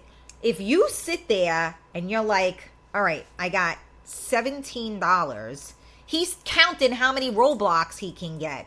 Or Fortnite sleeves or whatever the hell they're called. Right? He didn't care. He spent the money and he put it in a tip jar for them because they worked hard. And he put it in the kids that are less fortunate.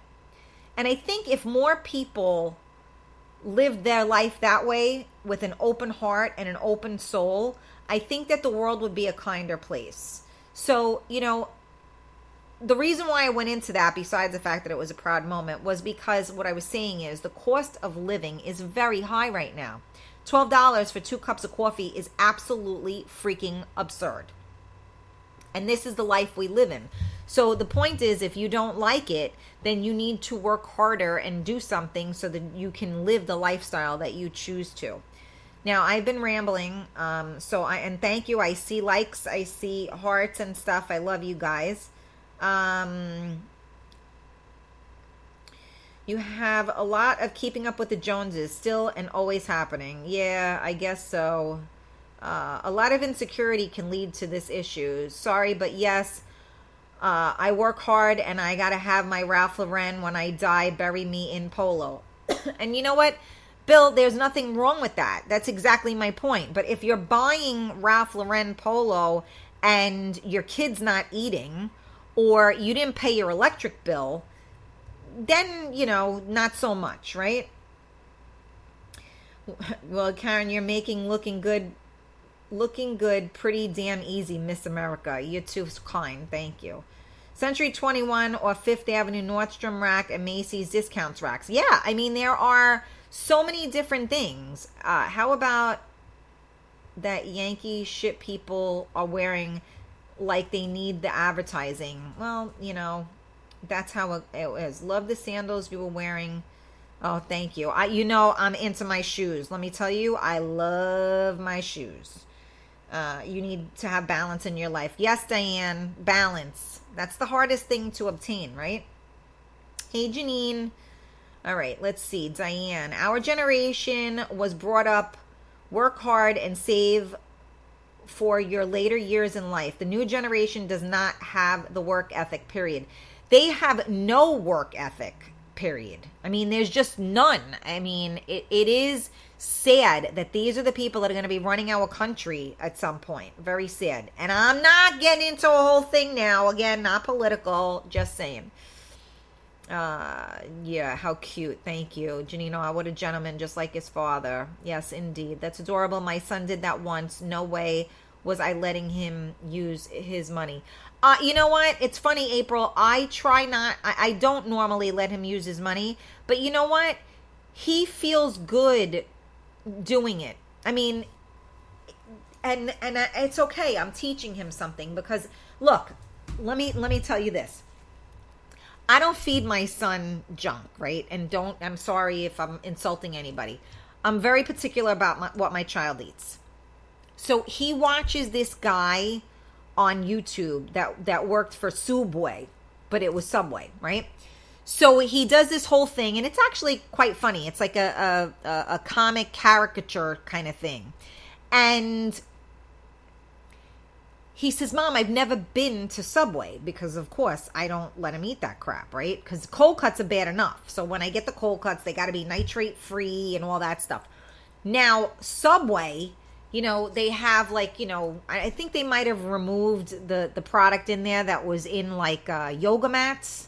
But it definitely has nitrates in it. I mean, and anybody that eats cold cuts, you know, I think those are like, I don't know, turkey-based cold cuts. I don't even know. The best part about a Subway sandwich is putting all the junk on it, right? Because if you could put cucumbers and pickles on something, I'm all over it. So that's the best part. Lettuce, cucumber, I could just have with that and not need nothing else. So anyway, he's never been to Subway. And I promised him that one day I would let him go to Subway. So after, you know, he bought me coffee and then spent all his money tipping everybody, I said to him, you know what? There's a Subway right across the street. Mommy's going to get you a Subway sandwich because I promised you that I would. So he was like over the moon. Now, when did a Subway sandwich become $11? I could have gone to Arthur Avenue, or I could have gone to Morris Park, where I grew up, and I could have gotten a freaking Godfather. I could have gotten an Italian combo that had all real ingredients in it. I mean, still had the nitrates, but like real cold cuts on real bread. And it would have been less money than freaking Subway. $11 for a freaking Subway sandwich. Are you kidding me? So, you know, when I know, April, you were saying that, you know, you wouldn't take the money from him. And, you know, he felt good. He wanted to do that, so I allowed him to do it. But of course, I reciprocated because I bought him, you know, I spent between that and then we needed paper towels and he needed this, he needed that. You know, we make it up. But it teaches them the value of $1. And it teaches them, I think it teaches them not to put so much emphasis on, you know, on money. You know, you put too much emphasis on it, and it does become the root of all evil. So, you know what? Aspire to making yourself the best person you can be, to make your own money so you can be successful, so you can be financially independent, so you can treat somebody for $12, you know, for a freaking, you know, $8 cup of coffee. What else? Okay, that's awesome. Thank you guys for all the kind words. Sushi and Starbucks. Yep, that's it. I mean, hopefully not in that order, right? IT crew in the house. What a kind gesture. Yeah, exactly. Rob, what's going on, babes? Hey, John, how are you? Thank you guys for tuning in. You're listening to Real Talk with Karen Stacy live on MiamiMikeRadio.com. And we are talking about money. Money, the root of all evil. Money, money, money, money. And we're just talking about, how it can become the root of all evil. So here's one. What about when you are hanging out with a cheap friend? I know a lot of guys that would go out with a group of guys, and then all of a sudden when it's time to pay the bill, everybody disappears, and like the one guy gets stuck with the entire check, right? Or, you know, what happens, like everybody's supposed to buy a round, and when it's their turn to buy the round, you know, they disappear, right? I mean, we know those people, right? And you have the people that nickel and dime for everything. I can't deal with hanging out with people like that. It puts a strain because, like I said, money is the root of all evil. So it puts a strain on a relationship, because if someone always feels like they are being taken advantage of, then they're never going to feel good about going out and being with that person, right? So, you know, I think that people should be reciprocal. I don't think that, look, if you're buying a round of drinks and there's 100 people around and it ends up being, well, you know what I mean, a bunch of people are around, and a round of drinks I mean, sometimes drinks are $15 each, depending on where you are and depending on what people drink.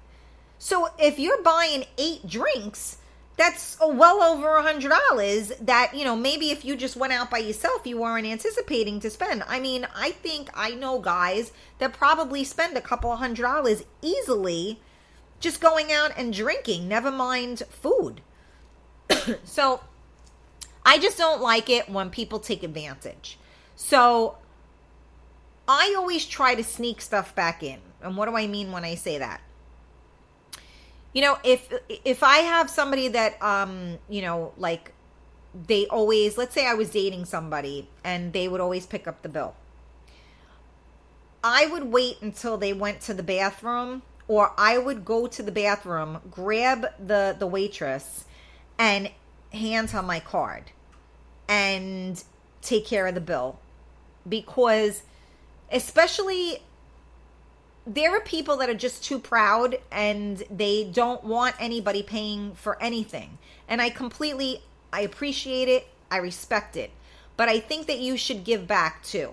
So I personally try to do that. I try to not make it a big deal and just do it on the, undercover, if you will, to give back.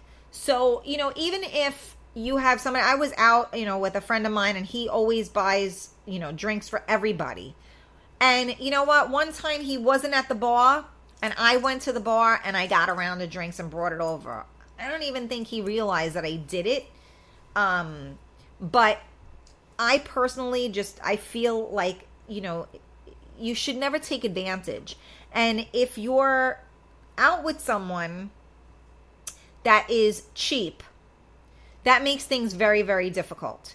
Now, if you're not in a good financial situation, that's one thing. Then you need to declare that before you go someplace. Like, listen, I need to get a separate check. I'm not drinking or I'm not eating. So I'll just take a separate check. So this way I know what I'm responsible for. I have respect for that.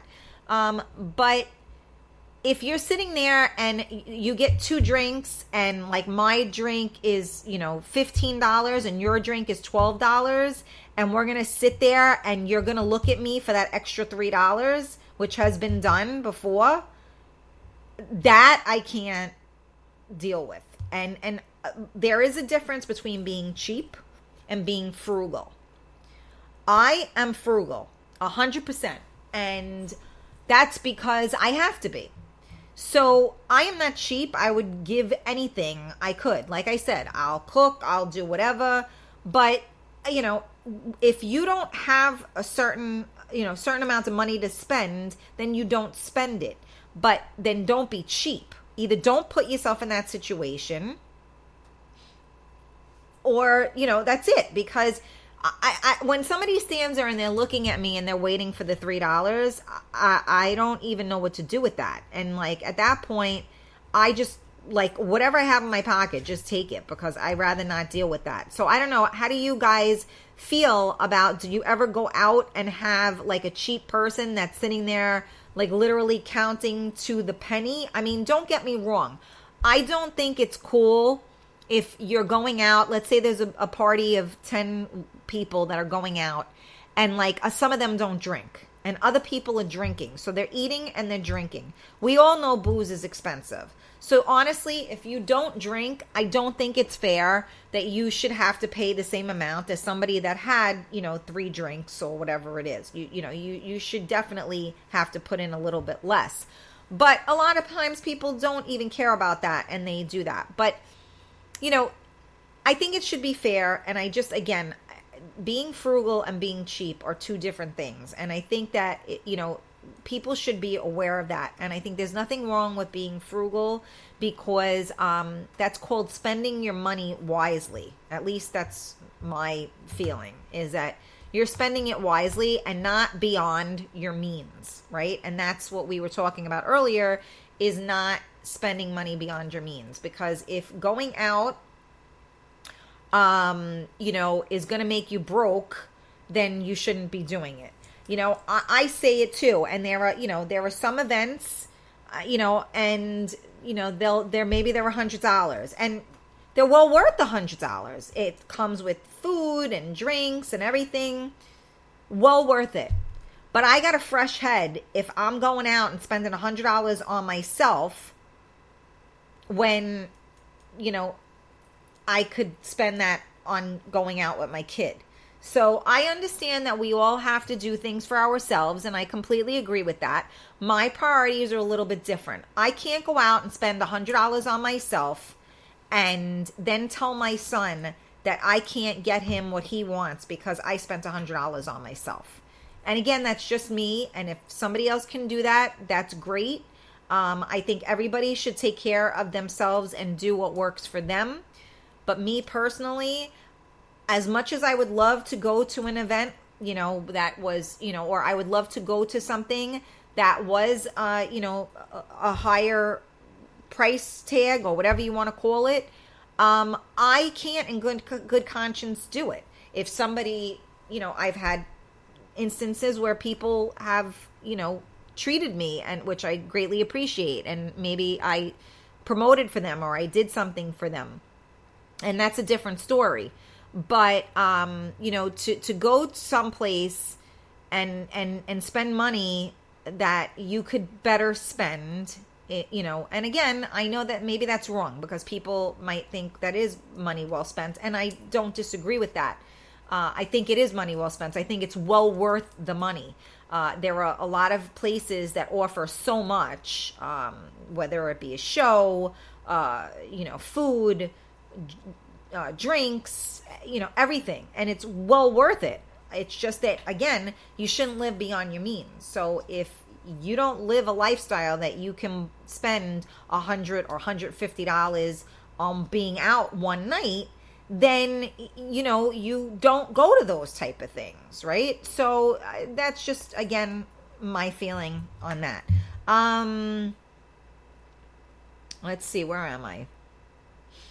I think you're doing an amazing job raising him from what I'm hearing. Nothing wrong with letting him treat you on rare occasions. He will learn the value of money, and that's important. Thank you, Diane. Yes, I think it is important because he felt good. That was the bigger part of it, was that he really felt like he was doing something for me, and that made him feel good. So it was awesome from start to finish. Our kids' needs, wants absolutely comes first. I'm with you. Yeah, I mean, thanks, Janine.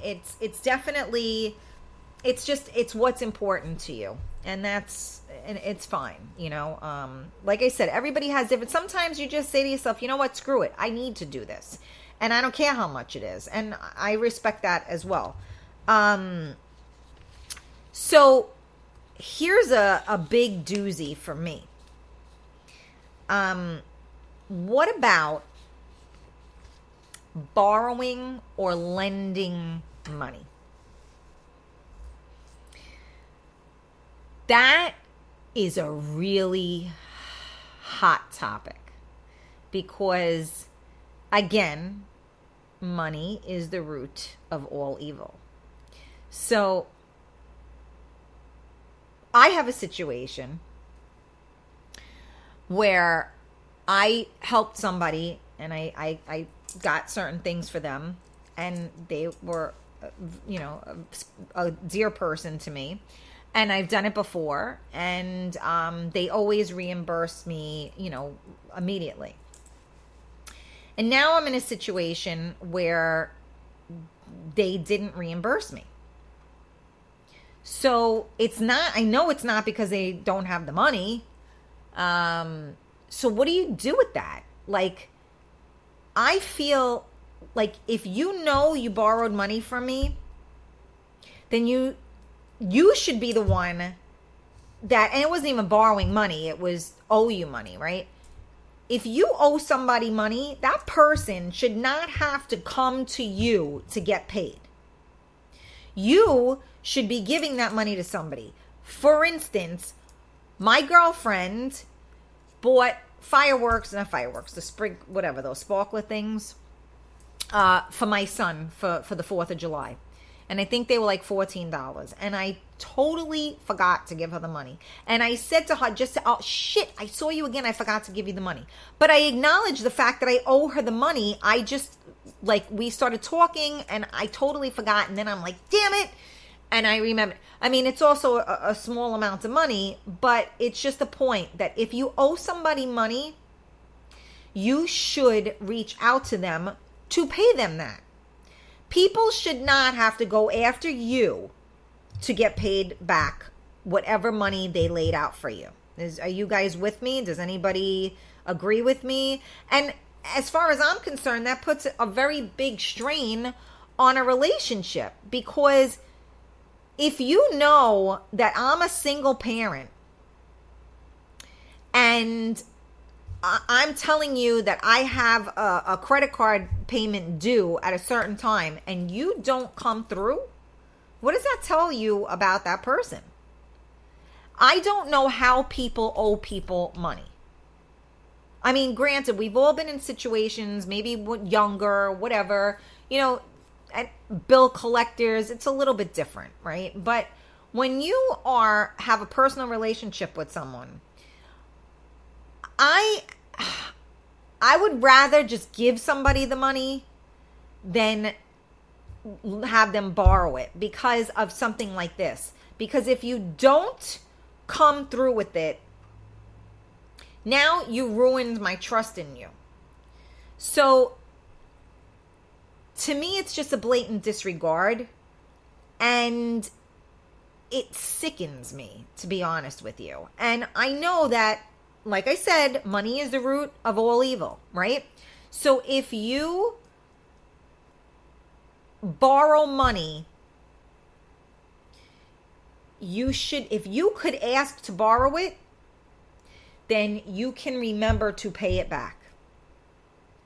And if somebody has to ask you for that money, you did not deserve it in the first place.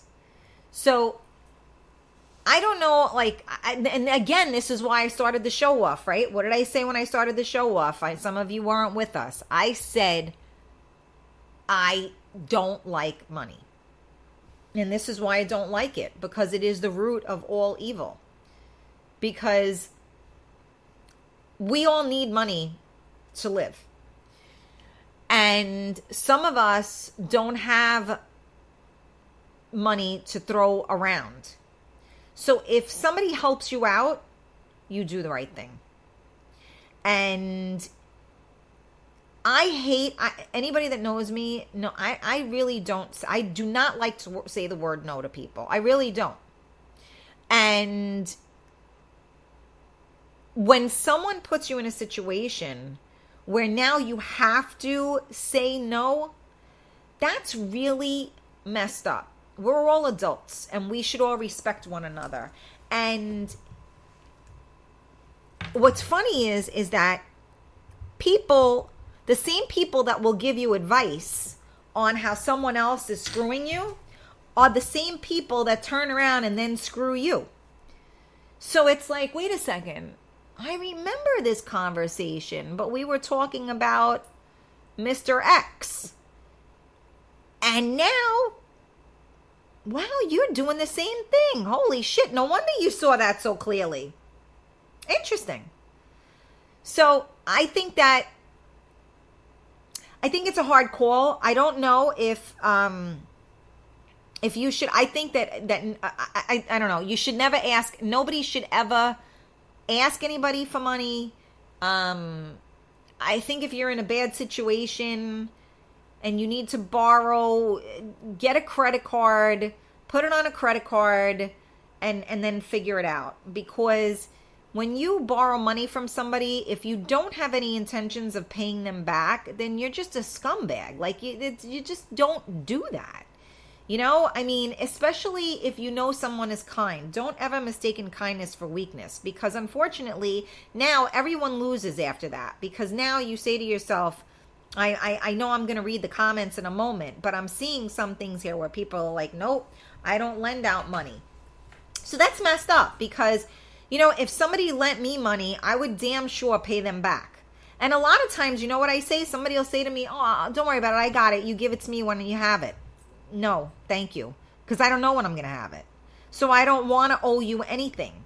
I appreciate it and I thank you so much for the offer, but I won't accept something like that. I will not, I'll lend it to you. No, because then if I have to pay it back to you and I don't know if I'm going to have the money at that particular time to pay it back to you, I don't want to be in that situation, because I would never want to do that to somebody. I just think it's wrong. So I think that money and friends is a bad mix. I don't personally know how people ask for money. I mean, the only time I've ever asked for things, honestly, is if it has to do with my kid. Because I will tell you this, I am a very proud person. But if I needed to feed my kid and I didn't have the money to feed him, I would ask anybody for that money to feed my child. And I learned after having my kid, never say never. Because once you have children, you look at the world very differently. And you could be proud, you could starve, you could wear the same clothes every day. But for your kid, you'll rob a bank, you'll find quarters on the floor, you'll go through, all your empty water bottles. Whatever you need to do, you'll do to make sure that your kid is okay. I hope we're back on Miami Mike Radio. I just noticed we got booted off for a moment, but hopefully we are back and we are good. Let me read some of the comments now. Okay. Savian said, yeah, that's a touchy subject, but I have helped a lot of people in need, borrow-wise and whatever else. But I mean, as you get older, you'll know who in your circle you can lend money to. Yeah, but sometimes people surprise you. So I would say yeah, but I'm going to go with, I don't know, because I like I said, I've been in a situation where it's always been fine. And then all of a sudden it's like, you're on a different planet. So I'm not sure if I agree with that wholeheartedly, because sometimes people just, I don't know. They even when you know, you still don't know. Leslie said, I will not loan money to anyone anymore. Those same people wouldn't do the same for me. There you go. Real talk right there, huh? Thank you, Diane. 100% again.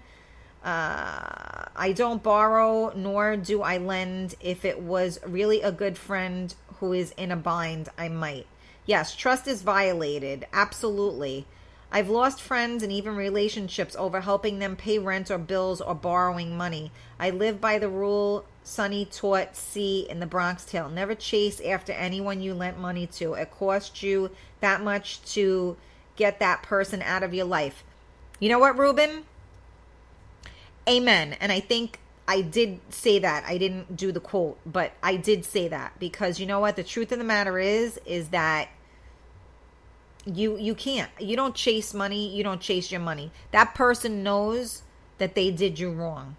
And if you have to continue to go back and forth with them, it tells you the magnitude and the type of quality of that person. So you're 100% right. People judge me as a wealthy person by my house, and meanwhile it's killing me to keep it, and it sucks. And I was talking about that in the beginning of the show. And that's the thing too, is that people don't know what it takes to make things happen either. Let's be honest with that. Nobody knows. You could be driving around in a brand new car, but maybe maybe your parents helped you with it, or maybe it was a gift before, whatever. You just don't know. You can't make assumptions. Just because somebody drives a Mercedes doesn't mean they have money. And just because somebody drives a Hyundai doesn't mean they don't have money. People just choose to spend their money differently. So in a case like yours, Leslie, if you love your home and that's valuable to you as a human, then you make whatever sacrifices you need to make so that you can live that way and live there. And maybe you don't go out to dinner. Maybe you don't buy yourself Louis Vuitton bags. But you know what? You have your home and you love your home. So again, it's all what value means to you and what has value to you. So you know what? Again, how many people, everybody, I talk about this all the time. Don't be so quick to judge because you really don't know. You know, people in glass houses shouldn't throw stones. So nobody knows what somebody else is going through, and nobody knows what sacrifices they make to do it. Nobody knows what help they have. Nobody knows what help they don't have. And that was something I had wanted to talk about too, but I know we're going to wrap it up. Is pride. Do you let people know your financial situation? And that's a tricky thing. You know, I'm a very honest, straight up person. So I don't perpetrate the fraud. Hopefully people don't ask you what your financial situation is. But, you know, even for like when I was adopting the puppy, right? After we fostered and I adopted, which she is sleeping right now. Thank God she didn't bark once during this whole show. Which I guess my son is having a sleepover because he ain't home yet. But when I was getting the dog, I mean, I had no idea that it was like almost $500 to adopt a dog. Who the hell knew that? When I adopted a dog 100 years ago, it was like $50 or whatever the hell you wanted to give them. It was a donation. Now it's like $500 to adopt a freaking animal. I bought my pumpkin was a purebred Pomeranian. I bought her in 1991 for $300. I know that's unheard of now, but $500 to adopt. So I had said to one of my friends, it was my birthday, and I said, is it tacky for me to do, like, you know, when you have the birthdays and stuff, you know how they do all of these charitable things, like, you know, donate to Alzheimer's, donate to this, donate to that. You know, Karen is raising money for her birthday for, you know, Alzheimer's. So I said, could I set up like a GoFundMe, you know, to adopt the puppy? I said, is that like schkump? Is that wrong? Like, you know, is it like desperate? Like, you know, whatever.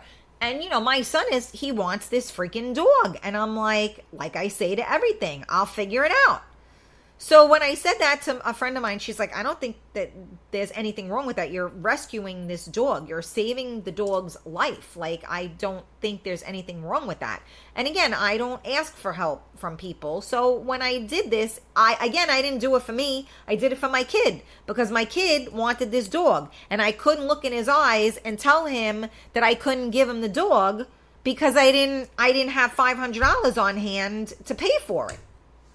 So, you know, sometimes you can, and there were gracious people that donated, and every little bit helped so that I could adopt the dog. And, you know, so again, I don't think you have to go into, you know, depth on your situation, but I think there are a lot of people out there that will help, if they can. And I know the people that donated to the Bella Fund, you know, were all, you know, very happy to do it. And I appreciated that very much. You know, so there's always ways to make things happen. And I think that we all want to be proud, right? What I mean, besides proud, you want to be self-sufficient. You want to be independent. You want to be all these things. And you don't want money to be the root of all evil. So again, just to recap with you guys real quick before I shut it down. Just remember, make sure you have a will in place because you never know what tomorrow may bring. If you have family that needs help, make sure you have a life insurance policy that will help take care of things, because when somebody passes away and you don't know what's coming next, having legal things like that in line would help tremendously. I know a lot of us that aren't, you know, old, quote unquote, don't want to think about a will we don't want to think about these things, but they are things that you should think of, and I share this with you because it's something that we didn't think of, and it made things very, very difficult. So, just look, you got to live your life. Don't work 50 hours a day and not live your life. Live your life, enjoy your life. Tomorrow is never promised. So try to save for a rainy day. Help others if you can. Don't be cheap. Be frugal. Doesn't cost a lot of money to look good. But do what makes your heart happy. And that's what the moral of the story is, because, again, going back to what I said earlier, if I had to move into a studio apartment so that my son could have gotten the help that he needed, I would have done that, because where you live I'm sorry, it's insignificant. It's not insignificant. It's significant, and it matters if it matters to you. But keep in perspective what matters. And what matters is your health, your family's health, and quality of life, right? So I know better than anybody that tomorrow isn't promised. I look at my mother, who is suffering from dementia, can no longer speak. This was a woman that went and got her master's at 50 years old so she could further her career. She was a shopaholic. There's still stuff in her closet that has tags on them that she never got to wear. And now it's insignificant. She doesn't even really know what she looks like when she's dressed, and this is what life can become. So don't get caught up on things that don't matter, and don't give too much value to a dollar. Give value to what it brings to your life. So don't let the money be the root of all evil. And if there's anything you take away from tonight, please look into having a will if you have people that depend on you. Look into life insurance if you're able to do it. Live your life, save for a rainy day, but make sure when the sun is out that you enjoy life. That's my advice. And thank you guys for staying with me, and giving me your interaction. I really greatly appreciate it. You make it easy because you're here with me, and you guys are supporting, and I think we're all sharing a little bit of something, and I think everybody can learn something from each other. So I appreciate.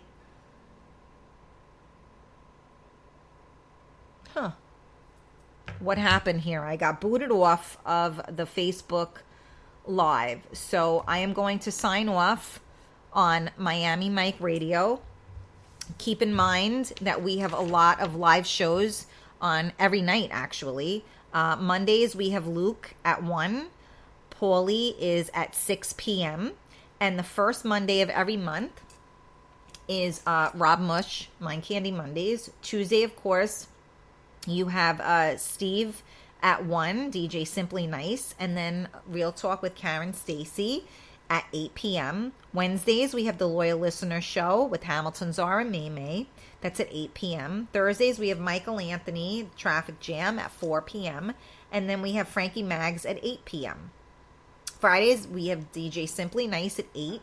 And then we have Friday Night Sessions at 10 with Tony Sinapi. Saturdays, we have the Ghazi Show at 8 p.m. and Anthony Mangini's Saturday Night Dance Party at 10 p.m. And then Sundays, we have Anthony Grimaldi. So thank you guys for tuning in to Real Talk with Karen Stacy, live on MiamiMikeRadio.com. See you next week.